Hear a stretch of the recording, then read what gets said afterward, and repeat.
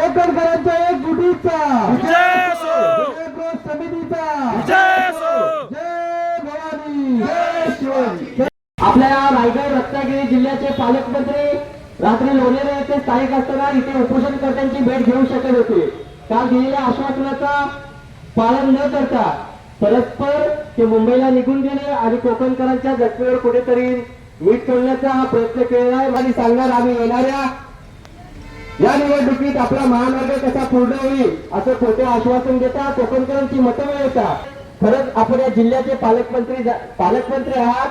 पालकमंत्र्यांनी काळजी पाहिजे होती की आपला कोकणकर महामार्गासाठी रस्त्यावर बसलेला असताना आपण त्यांची भेट घ्यावी, परंतु 10 किलोमीटरवरती आलेला असताना पालकमंत्री सर्व हवाई मार्गाने गेलेत। आपण पालकमंत्री असताना जर भेट घेत नसाल तर आपण पालकमंत्री पदाचा राजीनामा देईल।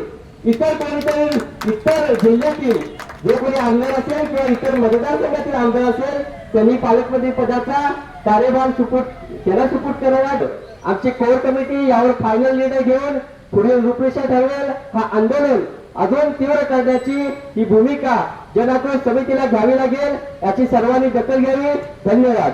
आणि त्या कारणाने नुसत्या गृहिणींनी घरात न बसता या उपोषणाला सामील व्हावं ही मी प्रत्येक गृहिणीला आणि प्रत्येक युवकाला आवाहन करते। टाइम्स डिजिटलला लाईक करा, शेअर करा, सबस्क्राईब करा आणि बेल आयकॉन दाबायला विसरू नका।